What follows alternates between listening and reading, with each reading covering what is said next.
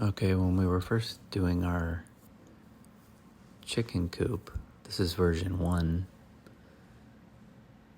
we put this together and thought this would be great with all the repurposed wood. However, the floor I was building, We have a problem. as I was building it, So, it didn't come out great.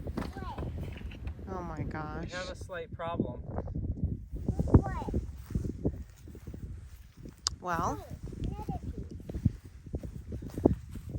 So I thought this wood felt a little funny. Our repurposed wood here.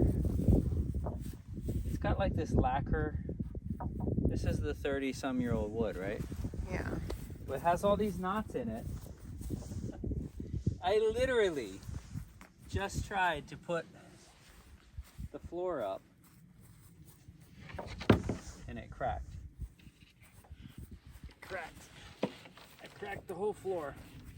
There's the crack. I cracked it. Well, it's better it happens now than When we're trying to fill it up with. I can't even believe that. Ay, ay, ay. I should have known better. Because there were multiple issues here. Do you want to hear what they are? Yeah. Uh-huh. Well, for one, we wouldn't have been able to walk on this.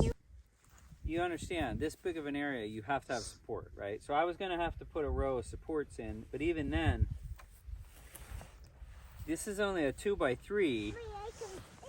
Your walls have to be like, yes, 2x6 or 2x8, right? So we're going to have to take these off,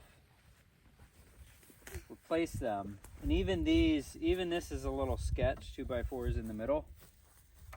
For chickens, it's fine, but for a person, if you want to walk in there, it's not going to work.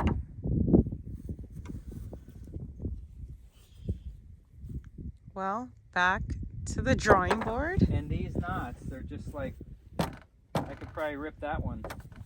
Right I could out. kick it over in 2 seconds. Oh man. So we're back to square one. No, not square one. When I'm tired of building this, just go inside. Okay. There we go, look. But do you know what I mean? Even with 2x4s, this has to be like a 2x6 minimum, maybe a 2x8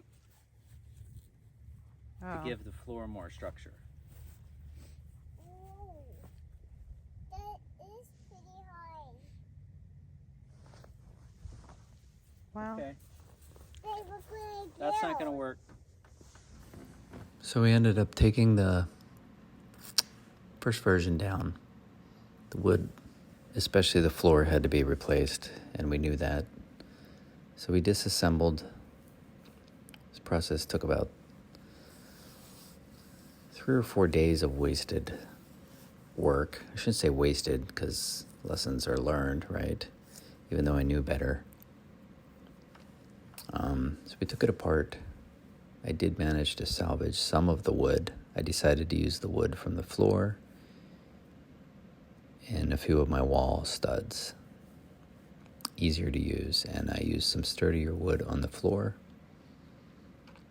that would help give us the support we need. We also decreased the size of the coop in half.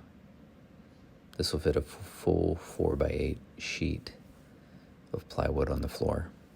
So we thought that'd be more manageable for what we needed.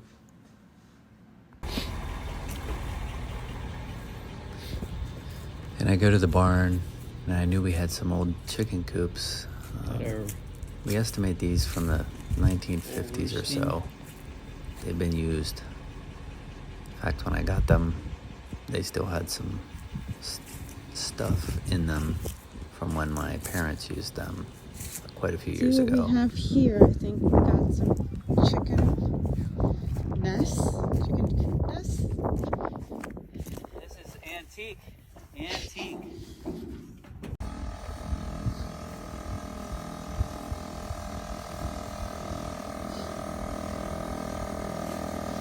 Alright, we got the compressor fired up. We're about to put the walls on the back. Got the roof ready to go. The nests are in place. So we're looking good here.